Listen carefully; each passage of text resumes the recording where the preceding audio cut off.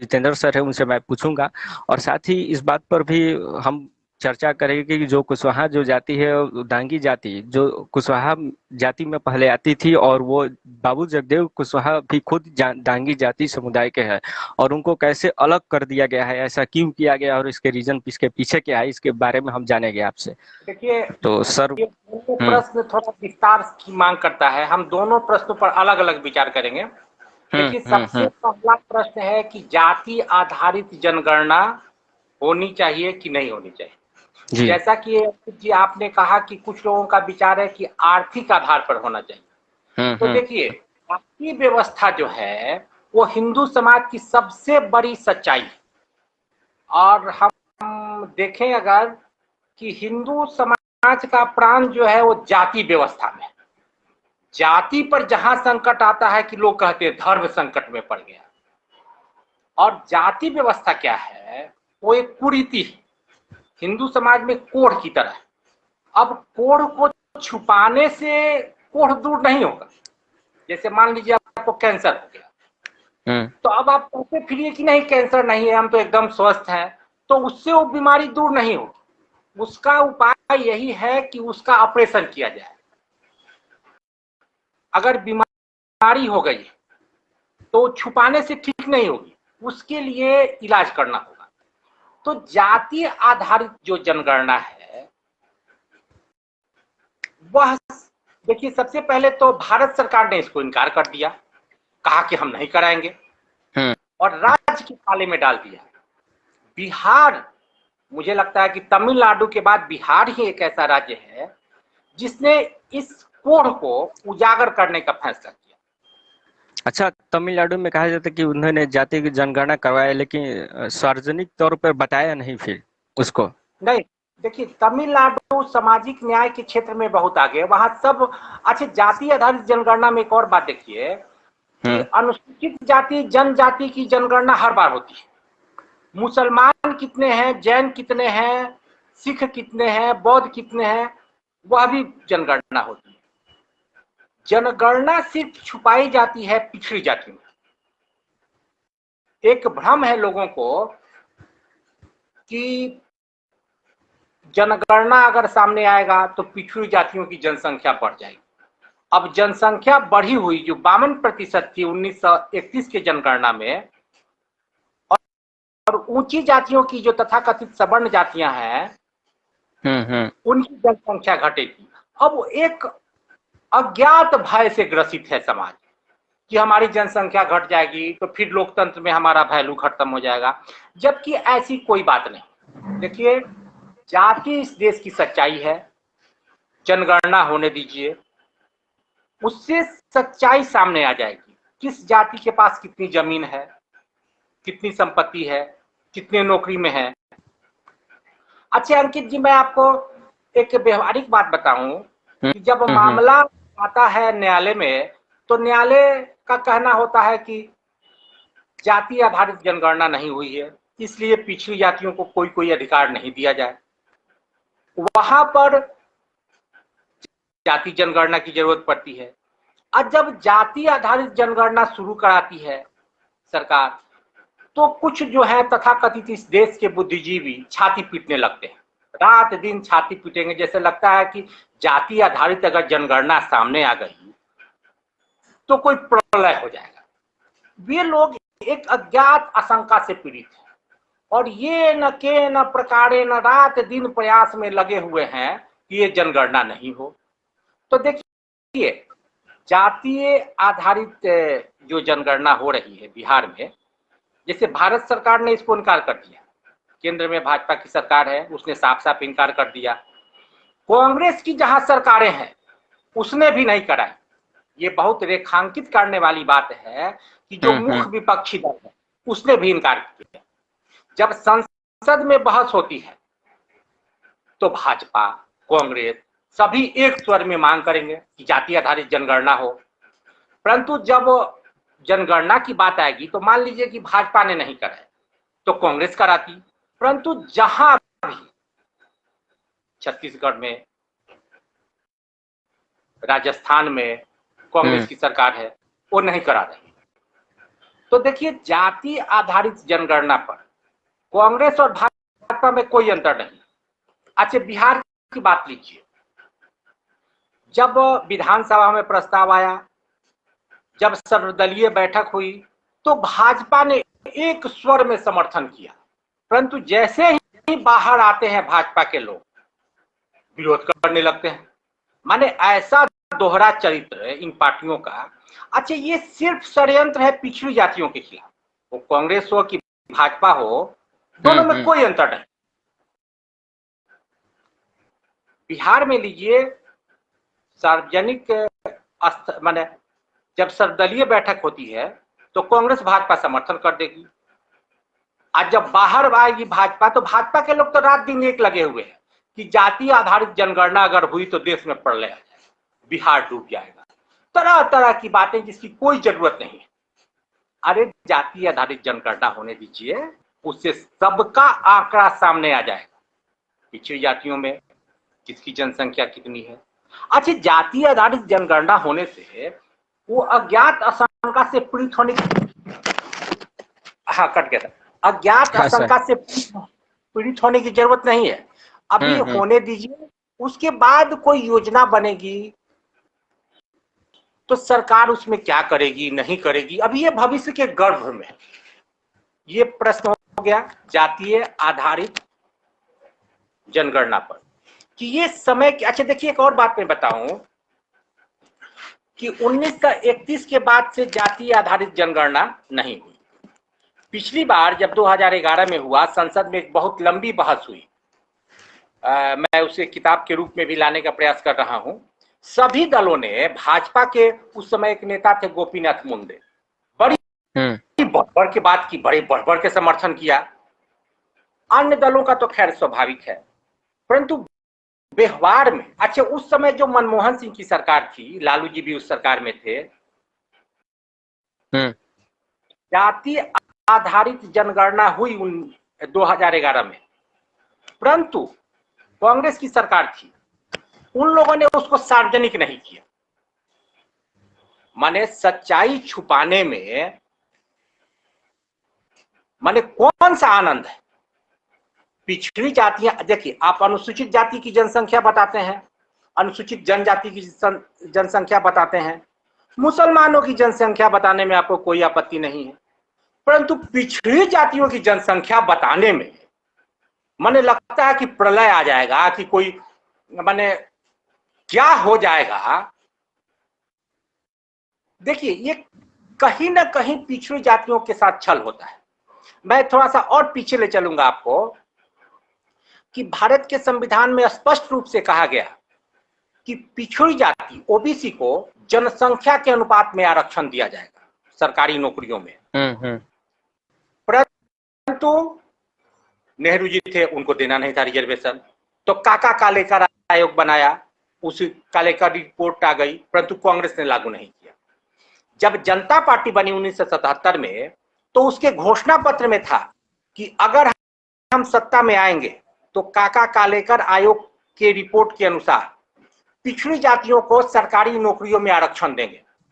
परंतु मोरारजी देसाई के नेतृत्व में जो सरकार बनी, जयप्रकाश नारायण की अहम भूमिका थी, ये दोनों नेता सवर्ण थे, जयप्रकाश नारायण भी और मोरारजी देसाई। इन लोगों को पिछड़ी जातियों को न्याय नहीं देना था। उन लोगों ने एक बहाना बनाया कि बड़ा पुराना आयोग हो गया है, इसका आंकड़ा बहुत पुराना है, इसलिए फिर से आयोग बना दिया मंडल कमीशन का। मंडल कमीशन की भी रिपोर्ट आई, जनता पार्टी की सरकार गिर गई थी, इंदिरा गांधी की सरकार थी, परंतु मंडल कमीशन की रिपोर्ट आ गई। नियमतः संविधान के अनुसार पिछड़ी जातियों को आरक्षण दे देना चाहिए था। आपको मैं बताऊं कि संसद में जब बहस हुई तो सर्वसम्मति से प्रस्ताव पारित हुआ कि मंडल कमीशन की रिपोर्ट को लागू किया, परंतु लागू किया नहीं। देखिए, जब बात होगी तो सभी लोग समर्थन करेंगे। जाति आधारित जनगणना की जो बात हुई, बिहार में भी आप देख रहे हैं ड्रामा कि जब मीटिंग होती है, विधानसभा में प्रस्ताव आता है तो भाजपा समर्थन करती है, कांग्रेस समर्थन करती है, परंतु व्यवहार में उसका विरोध करते हैं। इसी तरह मंडल कमीशन की भी जब बात हुई, सभी दल सर्वसम्मति से प्रस्ताव पारित करते थे संसद में। 3-3 बार संसद में सर्वसम्मति से प्रस्ताव पारित हुआ, परंतु लागू नहीं किया गया। आज जब लागू हुआ इस देश में, विश्वनाथ प्रताप सिंह ने लागू किया तो भूकंप आ गया इस देश में। बाप रे बाप, लगता था कि सबसे बड़ा अन्याय हो जाएगा। देखिए, मैं एक बात बताऊं, जाति आधारित जनगणना रोकने का एकमात्र उद्देश्य है पिछड़ी जातियों को न्याय से वंचित करना। नीतीश कुमार जी ने एक बहुत अच्छा फैसला किया, बहुत साहसपूर्ण फैसला किया। इतिहास में हरदम इसके लिए याद किया जाएगा नीतीश कुमार को।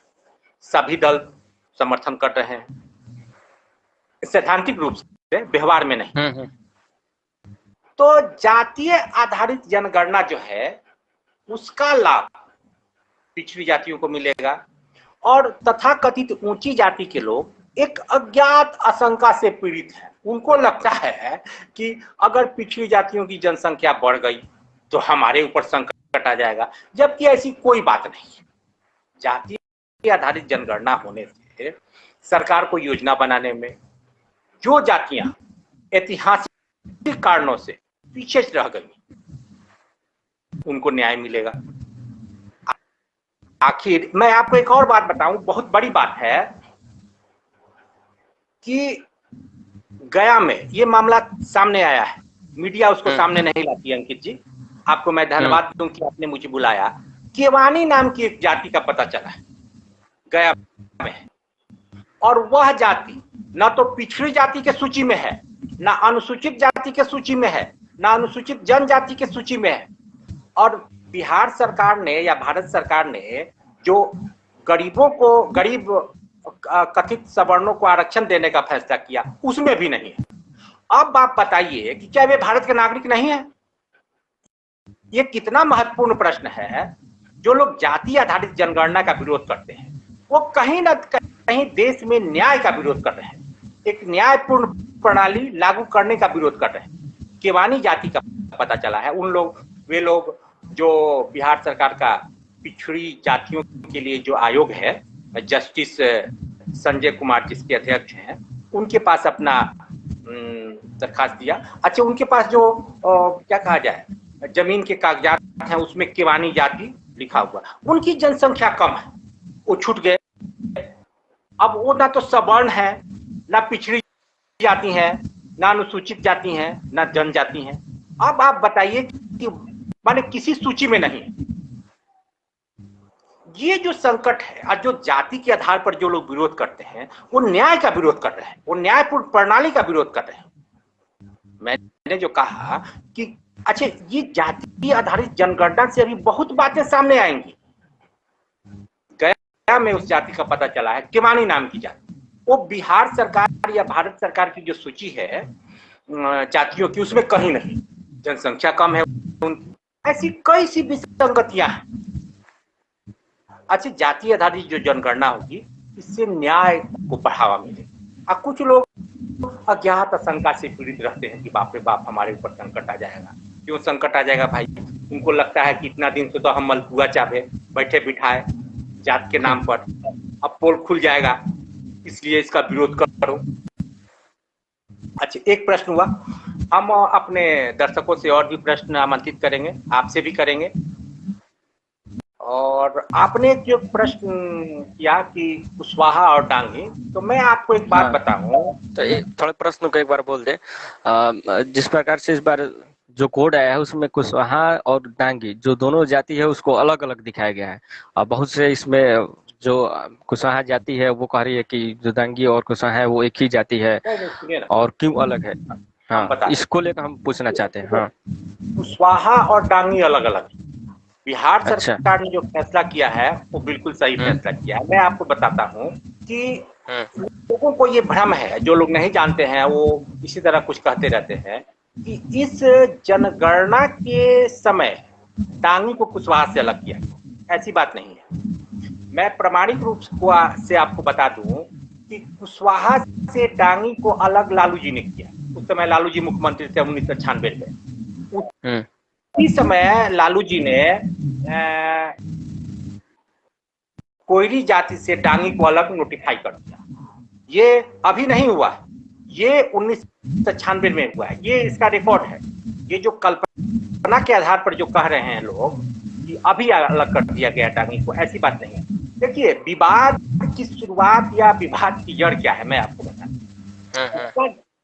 है कि नीतीश कुमार की सरकार ने 5-6 साल पहले, 6-7 साल पहले डांगी को अति पिछड़ी की सूची में डाला बिहार में। अच्छा, भारत सरकार की सूची में पिछड़ी अति पिछड़ी का भेद नहीं है। वहां पर भी रोहिणी कमेटी की रिपोर्ट भारत सरकार ने लागू की है। भारत सरकार ने जस्टिस रोहिणी के अध्यक्षता में कमेटी बनाई थी कि पिछड़ी जातियों में जो माने अति पिछड़ी जातियां हैं उनकी सूची अलग बनाई जाए, क्योंकि न्याय मिले। तो देखिए, मैं आपको बताता हूँ, पिछड़ी जातियों को अति पिछड़ी जातियों से लड़ने की कोई जरूरत नहीं। यह एक न्यायपूर्ण व्यवस्था है कि पिछड़ी जातियों में जो अति पिछड़ी जाति, जिनकी जनसंख्या कम है या विभिन्न कारणों से वो जैसे यादव हैं, उनकी तुलना में जैसे बहुत सारी अति पिछड़ी जातियां हैं वो कम संपन्न है, तो उनको एक अलग से सुविधा मिल रही है। इस बात को ध्यान में रखिएगा कि अति पिछड़ी जातियों को जो सुविधा मिल रही है, कुछ लोग कहते हैं कि उनको अलग से दिया। जरूरत इस बात की है कि पिछड़ी जाति और अति पिछड़ी जाति जो आरक्षण का प्रतिशत है उसको बढ़ाया जाए। संविधान में साफ साफ कहा गया है कि जनसंख्या के अनुपात में आरक्षण रहेगा, एकदम स्पष्ट वाक्य है। ये कहां से एक बात आ गई कि 50% से अधिक नहीं हो सकता है। आज जब कथित ऊंची जातियों को देना था तो घंटों नहीं लगा, नियम बदल गया, न्यायपालिका, मीडिया सभी लोग उसके पक्ष में हो गए। आज जब पिछड़ी जातियों को बात आती है देने के लिए तो कभी योग्यता का हाहाकार मच जाता है। आप देखिए, कथित ऊंची जातियों को जो आर्थिक आधार पर दिया गया है उसका कटअप इतना नीचे जा रहा है, सबसे नीचे जा रहा है, कोई योग्यता की बात नहीं करता है। तो देखिए, मूल प्रश्न पर हम है कि कुशवाहा को डांगी से अलग गिनने की जो प्रक्रिया है वो न्यायपूर्ण है, उसको मानना चाहिए। और मैं आपको बताऊं कि अखिल भारतीय कुशवाहा महासभा जो बना तो उसमें डांगी को, कोयरी को एक साथ रखा गया, तो उसमें कोई भेद नहीं होगा। मैं आपको बता दूं कि जैसे अखिल भारतीय कुशवाहा महासभा के संरक्षक हैं, माली हैं छगन भुजबल, वहाँ माली लोग हैं। अब बिहार में क्या है कि माली लोग अति पिछड़ी जाति की सूची में है। हाँ। तो देखिए, यह एक नौकरी प्राप्त करने के लिए है, परंतु हमारी कोशिश यह है संपूर्णता में जाति व्यवस्था नष्ट हो। हम कहीं से नहीं चाहते हैं कि जाति व्यवस्था अचल हो जाए। हमारा जो आधार है या हमारे आंदोलन का या हमारी जो मूल इच्छा है वह मनुष्य के बीच भेद के हर दीवार को, चाहे वो जाति का हो या धर्म का हो, उसको नष्ट करने के लिए, न कि उसको अस्थायी बनाने के लिए। तो देखिए, जो पिछड़ी और अति पिछड़ी जातियों का, पिछड़ी जातियों की सूची है, कोयरी अलग हो गया और डांगी अलग हो गया। अच्छा, डांगी पहले से भी अलग है। मैं आपको बताऊं कि आप जाइएगा तो खतियान में तो पहले से डांगी वहां लिखा हुआ। कुछ लोग जो है उन लोगों ने एकता की जब बात की आजादी के पहले से कि जो कृषि आधारित जातियां, छोटी छोटी जातियां हैं, उनको अखिल भारतीय स्वरूप प्रदान करने के लिए आपसी में शादी विवाह बनाया जाए या इस तरह का कायम किया जाए, वो सफलता की ओर भी अग्रसर है। तो उसके लिए शादी विवाह हुआ और वो कायम रहेगा। जो जाति व्यवस्था तोड़ने की बात है उस दिशा में हमें कार्यरत रहना है। जाति व्यवस्था को अस्थायी नहीं बनाना, वो अंतरजातीय विवाह से हो। जैसे आपका जो प्रश्न है, मैं उस भावना को समझ रहा हूँ कि कोयरी जाति में और डांगी जाति में व्यापक पैमाने पर शादी विवाह, व्यापक पैमाने पर, और वह अभी भी कायम रहेगा। भेद से कहीं रुकेगा नहीं। वो डांगी में और कोयली में व्यापक शादी होगा। तो जाति व्यवस्था तोड़ने के लिए हम फिर अपनी बात स्पष्ट करेंगे। आप अगला प्रश्न कीजिए, इससे पूरा हुआ क्या? जहाँ मेरी बात स्पष्ट नहीं हो पा रही हो वहाँ अच्छा, तो फिर जगदेव कुशवाहा को जो परिवार जो है उनका विकिपीडिया पे भी आप देखिएगा तो लिखा मिलेगा आपको कि वो दांगी परिवार से जुड़े हुए हैं। जी जी, उस पर और आप देखिए ना, मैं आपको बताऊं, जैसे हमने अपना आइकॉन अम्बेडकर को माना, तो ये जरूरी नहीं है कि हमारा आइकॉन हमारी अपनी ही जाति का। पहली, मनुष्यता की मुक्ति का जो रास्ता है वो जाति से, धर्म से, देश से, काल से परे, उससे बड़ा है। तो डांगी जगदेव पटाती थे, इसलिए विकिपीडिया पर लिखा हुआ है। अच्छा, उससे एकता में बाधक नहीं पड़ेगी। आप बात को समझिए, थोड़ा ये जटिल प्रश्न है कि आप कहिएगा कि डांगी लिखवाने से या कोयली लिखवाने से अलग अलग जनसंख्या हो जाएगी। तो देखिए, अखिल भारतीय कुशवाहा महासभा है, उससे पहले से भी माली लोग अलग, परंतु अखिल भारतीय कुशवाहा महासभा है, उसके संरक्षक छगन भुजबल, ज्योतिबा फुले थे। तो ये जटिल प्रश्न है, इस पर हम लोग अलग से बात करेंगे। अच्छा, सूची जो बन रही है वो शादी, ऐसा नहीं है कि कोई भी डांगी से शादी करेगा तो वो अवैध हो जाए, वो तो और अच्छी बात है, उसमें कोई दिक्कत नहीं। पहले से भी शादी विवाह व्यापक पैमाने पर हुआ और आगे भी होगा, अभी भी हो रहा है, तो उसमें कोई बाधक नहीं है। ये नौकरी के लिए है। डांगी लोग पहले से भी झारखंड में, बिहार में जब शामिल किया तो उसके पहले से झारखंड सरकार ने अति पिछड़ी जाति की सूची में डांगी को शामिल किया। उसके बाद बिहार सरकार ने भी शामिल किया, और बिहार में जो पिछड़ी जाति और अति पिछड़ी जाति की का जो विभाजन है वो वैज्ञानिक जरूरी है।